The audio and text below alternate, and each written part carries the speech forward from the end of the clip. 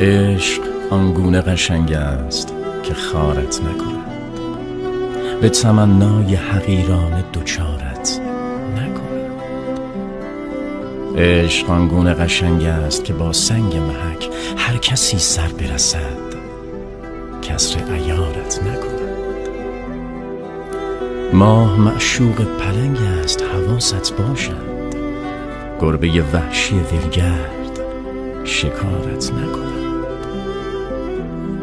سخن عشق نه آن است که آید به زبان، لب فرو بند که دل حاشیه دارت نکند. منزل و منزلت عشق بلند است بلند، بر حذر باش کسی بر سر دارد